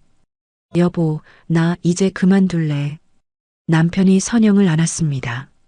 알았어. 이제 그만하자. 선영의 긴 악몽이 끝나가고 있었습니다. 아버지 장례를 마치고 집에 돌아온 선영은 침대에 누웠습니다. 온몸이 쑤시고 아팠어요. 손은 여전히 빨갛게 부어 있었죠. 하지만 더 아픈 건 마음이었습니다. 남편이 걱정스럽게 물었어요. 괜찮아? 손이 왜 이렇게 부었어? 선영은 대답하지 않았습니다. 눈물만 흘러내렸어요. 무슨 일 있었어? 말 좀 해봐. 남편이 선영의 손을 잡았습니다. 선영은 한참을 울다가 입을 열었어요. 여보, 응, 말해. 나 이제 못하겠어. 선영의 목소리가 떨렸습니다. 남편은 선영을 안아줬어요. 천천히 말해봐. 무슨 일이야? 선영은 침대 옆 서랍을 열었습니다. 그동안 써온 수첩들을 꺼냈어요. 3권이나 됐습니다. 이거 보여줄게. 수첩을 남편에게 건넸습니다. 남편은 첫 페이지부터 넘기기 시작했어요. 오전 9시 출근, 오후 11시 퇴근. 하루 14시간 근무. 큰아주버님 부부 족발 포장, 무료. 어머님 오후 3시부터 5시까지 부재. 혼자 일함. 페이지를 넘길수록 남편의 표정이 굳어졌습니다. 가게 카드로 큰아주버님 부부 제주도 여행 80만 원. 백화점 옷구입 280만 원. 내 월급은 250만 원. 남편의 손이 떨렸어요. 이게 다 사실이야? 응. 선영이 고개를 끄덕였습니다. 남편은 계속 수첩을 읽었어요. 4년 6개월 차, 어머님이 약속 바꾸심. 큰아주버님 부부와 경쟁하라고 하심. 5년 약속이 지켜질지 모르겠음. 남편의 얼굴이 빨개졌습니다. 분노가 차오르고 있었어요. 마지막 페이지를 읽었습니다. 아버지 장례식 마지막 날. 시어머니가 김장 500포기 하라고 함. 밤새 혼자 김장함. 아버지 마지막 밤을 함께 못함. 남편의 손이 부들부들 떨렸습니다. 수첩을 내려놓고 한참을 말이 없었어요. 주먹을 꽉 쥐었다가 폈다가 했죠. 이럴 수가. 남편의 목소리가 낮게 깔렸습니다. 선영은 서랍에서 또 다른 봉투를 꺼냈어요. 이것도 봐. 카드 명세서 사본이었습니다. 선영이 몰래 복사해둔 거였어요. 남편이 명세서를 펼쳤습니다. 큰아주버님 부부의 사치스러운 소비 내역이 빼곡했어요. 백화점, 호텔, 레스토랑, 골프장. 한 달에 500만 원이 훌쩍 넘는 금액이었습니다. 이게 가게 카드로? 응. 시어머니는 가족이니까 괜찮다고 하셨어. 남편이 이를 악물었습니다. 그럼 당신도 가족 아니야? 나도 그렇게 생각했어. 선영이 또 눈물을 흘렸어요. 남편이 선영을 꼭 안아줬습니다. 미안해. 내가 다친 바람에. 아니야. 당신 잘못 아니야. 내가 일을 했어야 하는데. 남편도 눈물을 흘렸습니다. 두 사람은 한참을 안고 있었어요. 선영이 휴대폰을 꺼냈습니다. 이것도 들어봐. 녹음 파일을 재생했어요. 시어머니의 목소리가 흘러나왔습니다. 배추 500포기가 들어왔어. 김장 다 하고 가. 지금 당장 와. 밤새서라도 해야 해. 발이는 아침에 하잖아. 밤에 김장하면 되지. 상주가 뭐 어때서. 일은 해야지. 녹음이 끝났습니다. 남편은 주먹으로 침대를 내리쳤어요. 이게 사람이 할 짓이야?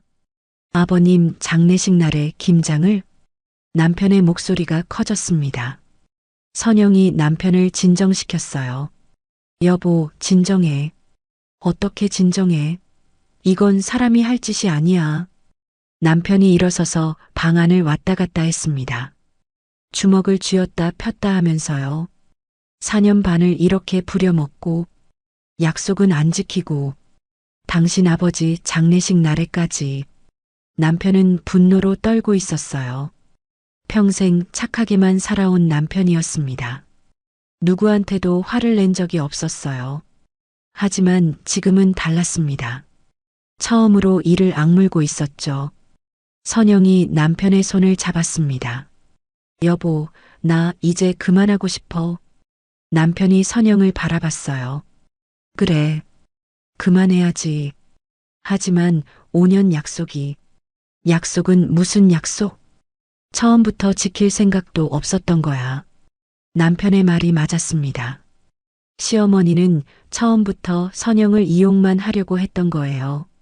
값싼 노동력으로만 본 거였죠. 그래도 4년 반을 일했는데 그게 더 억울하지. 그러니까 더 이상은 안 돼. 남편이 단호하게 말했습니다. 내일 당장 그만둬. 내가 어머니한테 말할게. 여보. 아니, 내가 해야 할 일이야. 내 아내를 내가 지켜야지. 남편의 눈빛이 결연했어요. 다음 날 아침 남편은 시어머니에게 전화했습니다. 어머니, 저 진수입니다. 왜? 무슨 일이야? 선영이가 오늘부터 가게 안 나갑니다. 시어머니의 목소리가 높아졌어요. 뭐? 갑자기 무슨 소리야?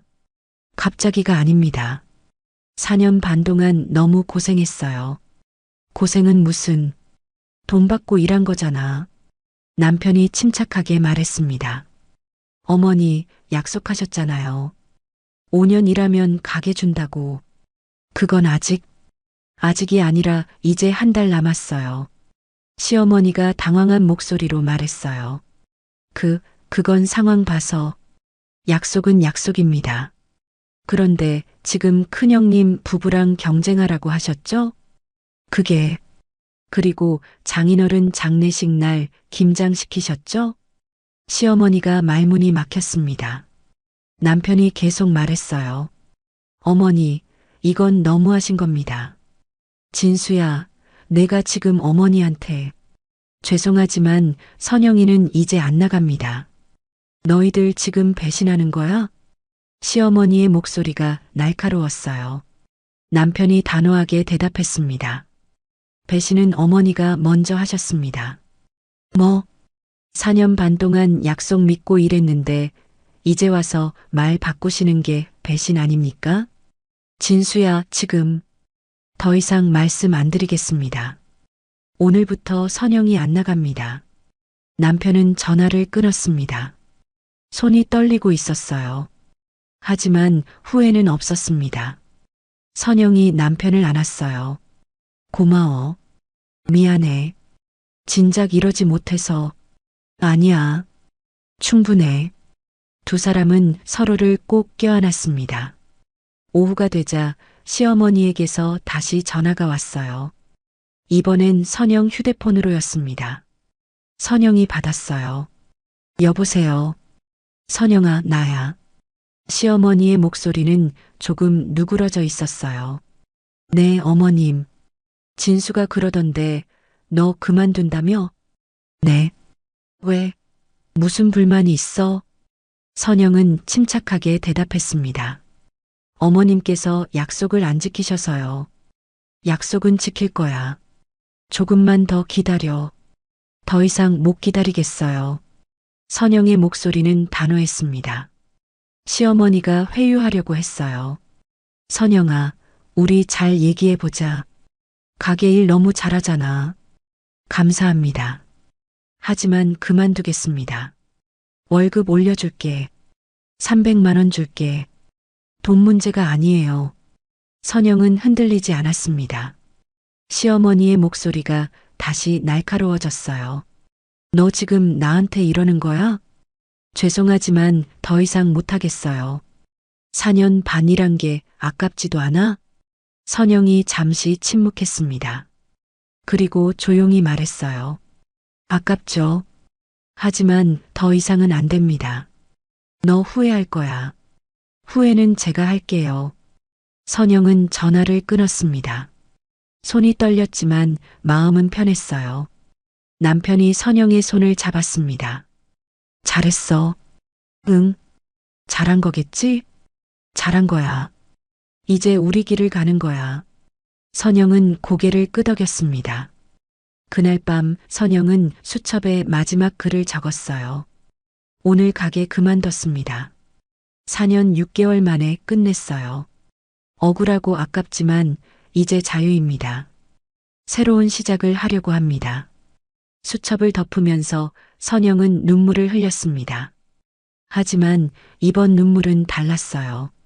슬픔만이 아니라 해방감도 섞여 있었죠. 긴 악몽이 끝났습니다. 이제 선영의 새로운 인생이 시작될 거예요. 선영이 그만둔 다음 날부터 가게는 흔들리기 시작했습니다. 시어머니는 당황했어요. 4년 반 동안 선영이 모든 걸 해왔거든요. 족발 삶는 것부터 손님 응대까지 다요. 시어머니 혼자서는 감당이 안 됐습니다. 급하게 큰아들 부부를 불렀어요.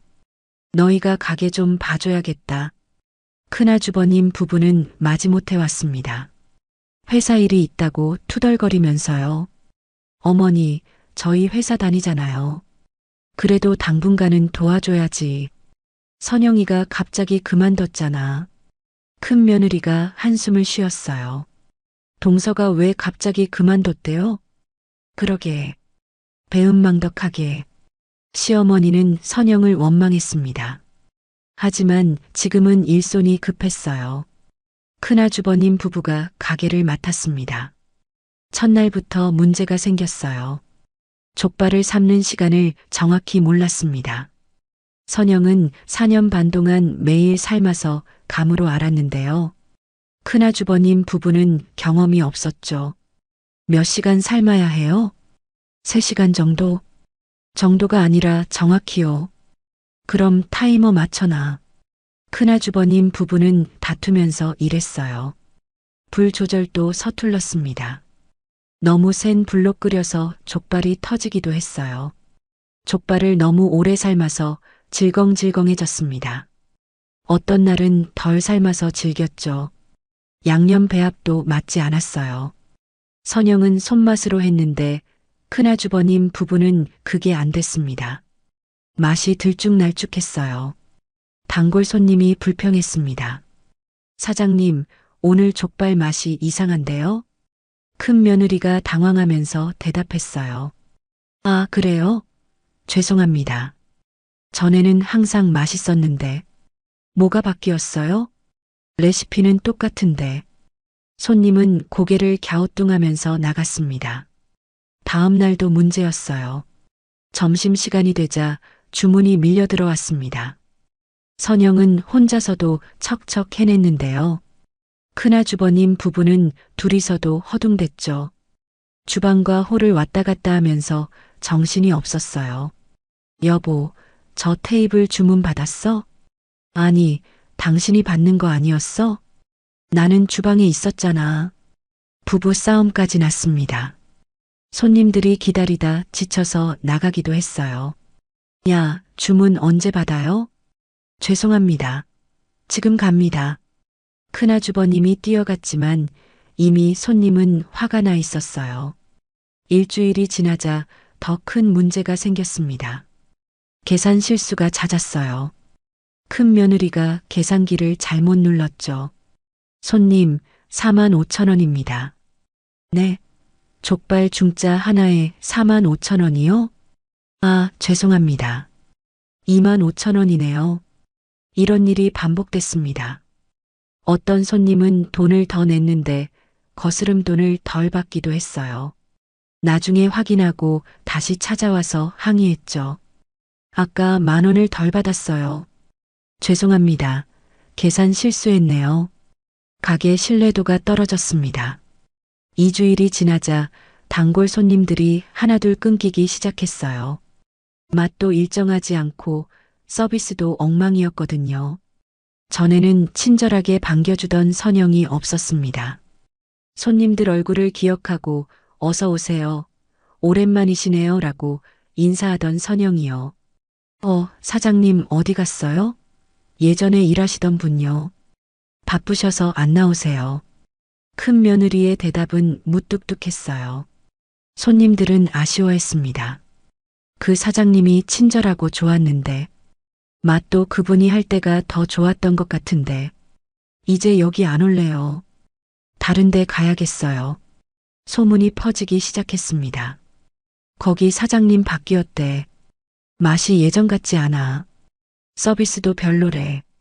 한 달이 지나자 매출이 눈에 띄게 줄었어요. 전에는 하루 200만 원씩 벌었는데요. 이제는 100만 원도 안 되는 날이 많았습니다. 시어머니가 큰아들 부부를 불렀어요. 너희들, 이게 뭐야?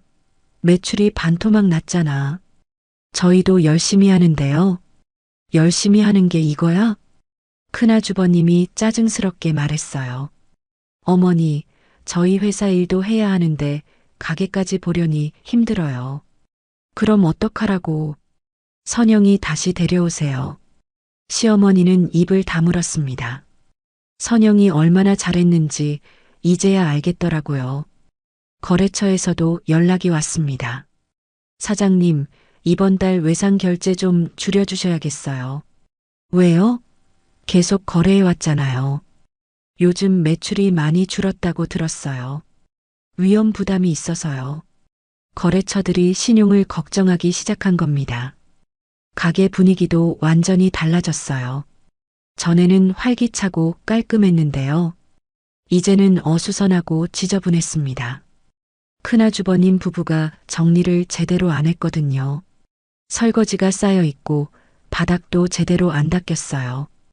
테이블도 끈적끈적했죠. 손님들이 더 이상 오지 않았습니다.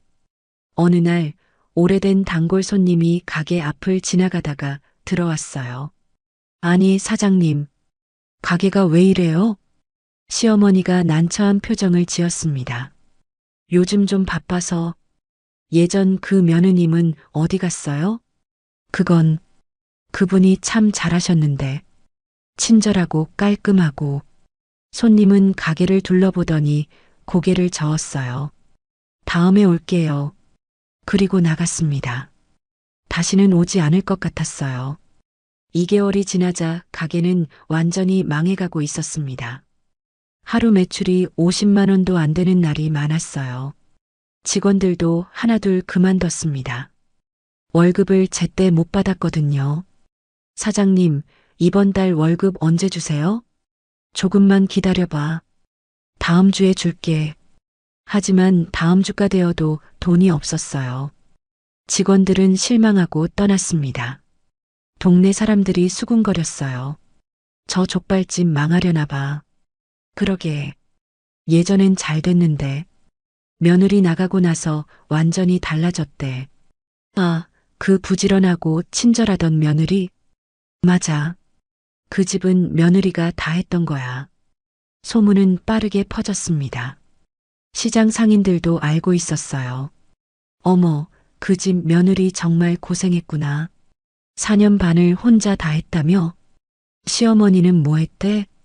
앉아서 돈만 받았대. 아이고, 며느리 진짜 불쌍하네. 시어머니는 밖에 나가기가 민망했습니다. 다들 수군거리는 게 들렸거든요. 큰아주버님 부부도 지쳤어요. 어머니, 저희 이제 못하겠어요. 뭐? 회사 일도 있고 가게 일도 너무 힘들어요. 큰 며느리가 손을 내저었어요. 저희는 이런 거 못해요. 선영이한테 다시 부탁하세요. 시어머니는 한숨을 쉬었습니다. 선영이 없으면 안 되는구나. 이제야 깨달았지만 이미 늦었어요. 선영은 돌아오지 않을 거였습니다. 3개월이 지나자 가게는 거의 문을 닫은 상태였어요. 손님이 하루에 서너 명밖에 안 왔습니다. 족발도 제대로 못 삶고 맛도 엉망이었죠. 시어머니는 빈 가게에 앉아 있었습니다. 내가 잘못했구나. 선영이 얼마나 열심히 일했는지요. 얼마나 많은 걸 해냈는지요. 이제야 알았습니다. 하지만 돌이킬 수 없었어요. 가게 문 앞에 세입자 모집 공고가 붙었습니다. 결국 가게를 정리하기로 한 거예요. 동네 사람들이 지나가면서 말했어요. 저 집 결국 망했네. 며느리가 나가니까 바로 망하더라. 그러게. 며느리 실력이 대단했나 봐. 시어머니가 며느리 너무 함부로 대했지. 인과응보야, 인과응보. 시어머니는 그 말들을 들으면서 후회했습니다. 하지만 이미 늦었어요.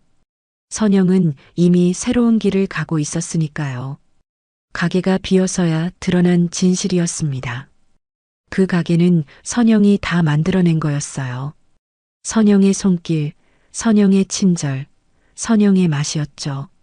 선영이 없으면 아무것도 아니었습니다. 사람들은 이제야 알았어요. 그 집은 며느리가 다 했네. 그 말이 동네 전체에 퍼졌습니다. 선영이 가게를 그만둔 지 3개월이 지났습니다.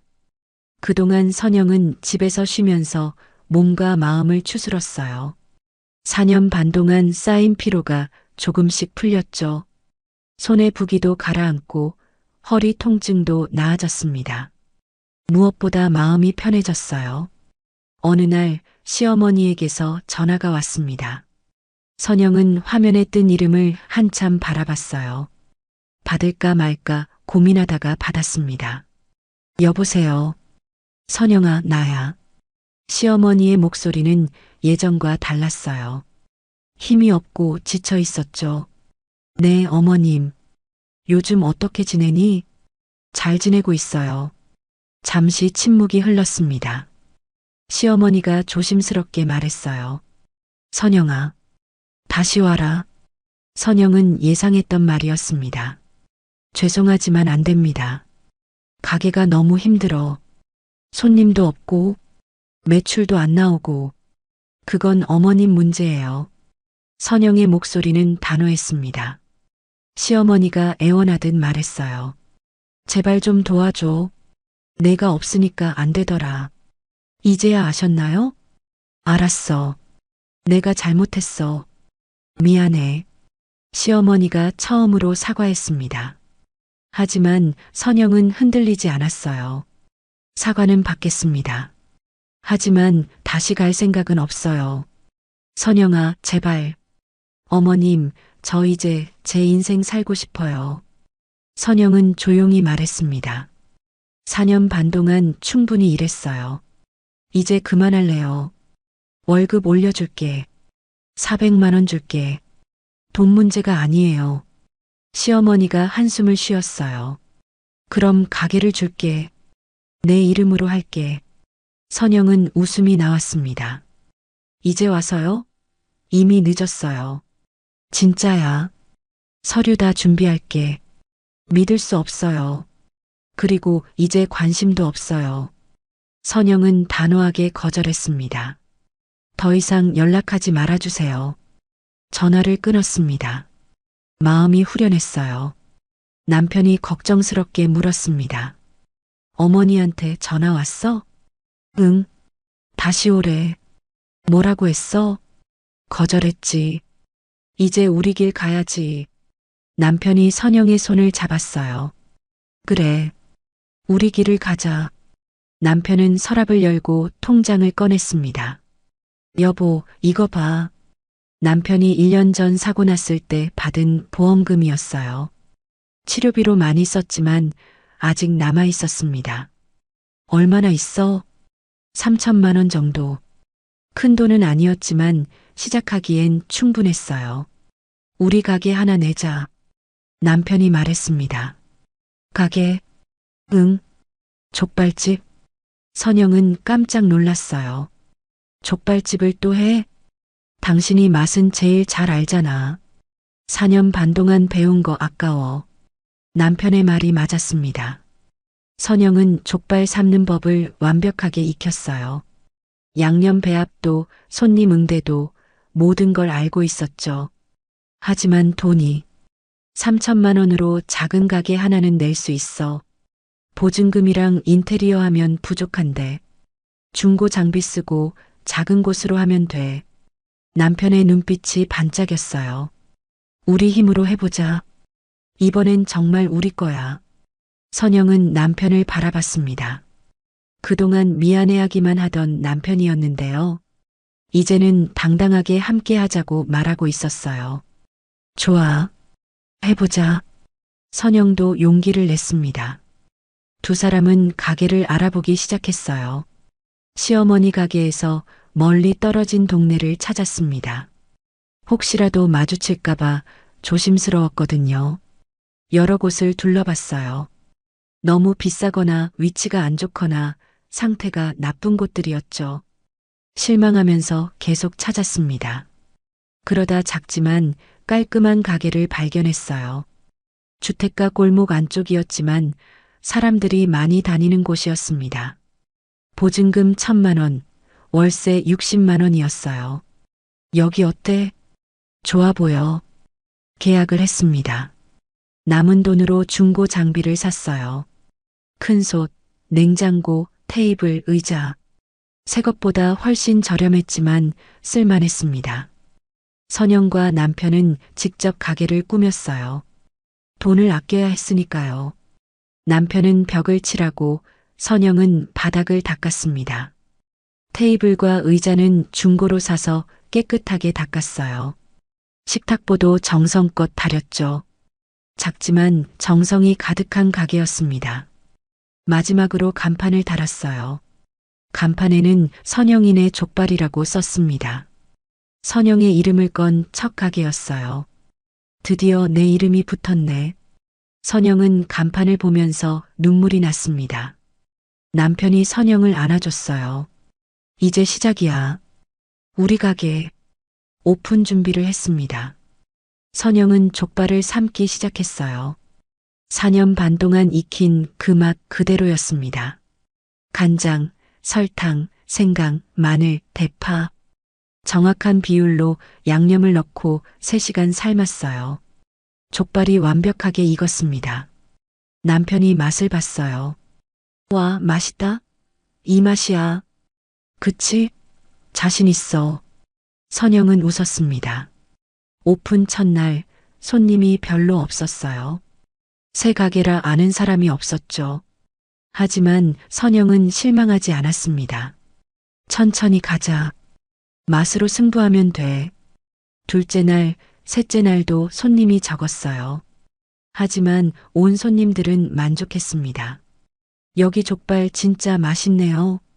사장님, 어디서 배우셨어요? 오래 했어요. 선영은 겸손하게 대답했습니다. 손님들이 맛에 반해서 다시 왔어요. 그리고 지인들에게 소문을 냈죠. 거기 족발집 진짜 맛있어. 꼭 가봐.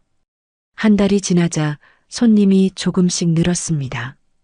2달째 단골이 생기기 시작했어요.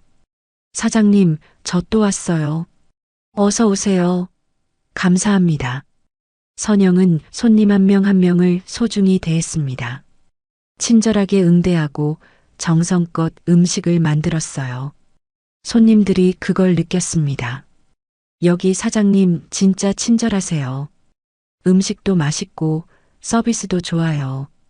입소문이 퍼지기 시작했어요. 3개월째 가게는 꽤 바빠졌습니다. 점심시간에는 자리가 없을 정도였어요. 저녁에도 손님이 끊이지 않았죠. 매출도 하루 150만 원 정도 나왔습니다. 작은 가게치곤 잘 되는 편이었어요. 남편도 함께 일했습니다. 다리는 아직 완전히 낫지 않았지만 할 수 있는 일을 했어요. 설거지, 청소, 계산. 남편은 열심히 도왔습니다. 여보, 고마워. 당연한 거지. 우리 가게잖아. 부부가 함께 만들어가는 가게였습니다. 어느 날 예전 단골 손님이 찾아왔어요. 시어머니 가게에 다니던 손님이었습니다. 아니, 사장님, 여기 계셨네요. 어머, 어떻게 오셨어요? 소문 듣고 왔어요. 여기가 그 맛집이래서요. 손님은 족발을 먹고 감탄했습니다. 역시 사장님 손맛이에요. 이 맛 찾아 헤맸어요. 감사합니다. 저쪽 가게는 맛이 영 아니더라고요. 역시 사장님이 하셔야 해요. 선영은 뿌듯했습니다. 자신의 실력을 인정받는 기분이었어요. 6개월이 지났습니다. 가게는 안정적으로 자리를 잡았어요. 하루 매출이 200만 원까지 올랐습니다. 빚도 조금씩 갚아나가고 있었어요. 무엇보다 선영은 행복했습니다. 자기 이름으로 된 가게에서 일하는 게요. 아무도 간섭하지 않았어요. 시어머니 눈치도 보지 않았죠. 쉬고 싶으면 쉴 수 있었습니다. 정말 자유로웠어요. 어느 날 저녁 문을 닫고 정리를 하고 있었습니다. 선영은 가게를 둘러봤어요. 작지만 깔끔한 가게였습니다. 손님들의 웃음소리가 들렸던 곳이었죠. 남편이 다가와서 물었습니다. 무슨 생각해? 그냥 행복하다는 생각. 나도. 남편이 선영의 어깨를 감싸 안았어요. 우리 잘하고 있는 거지? 응, 잘하고 있어. 선영은 간판을 올려다 봤습니다. 선영이네 족발. 자기 이름이 빛나고 있었어요. 선영은 조용히 말했습니다. 이제 내 인생이야. 남편이 고개를 끄덕였어요. 우리 인생. 두 사람은 서로를 바라보며 웃었습니다. 힘들었던 시간들이 있었지만요. 이제는 자신들의 길을 걷고 있었습니다.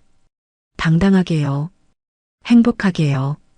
선영의 새로운 인생이 시작된 거였습니다. 때로는 우리 인생에서 가장 힘들었던 시간이 새로운 시작을 위한 준비 기간이 되기도 합니다.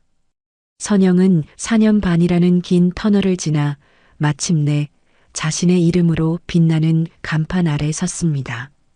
그 빛은 누군가의 허락이 아닌 스스로 일궈낸 자유와 존엄의 빛이었죠. 당신의 인생에도 언젠가 그런 날이 찾아올 것입니다. 오늘의 이야기가 당신의 마음에 작은 행복을 드렸다면 앞으로도 당신의 인생에 잔잔한 위로가 될 이야기들로 찾아뵐 수 있도록 구독과 좋아요를 눌러주세요. 그리고 사연의 주인공을 위한 따뜻한 응원의 말씀도 댓글로 남겨주시면 큰 힘이 됩니다. 당신의 오늘 하루도 노을처럼 아름답게 물들기를 바랍니다. 노을빛 인생이었습니다.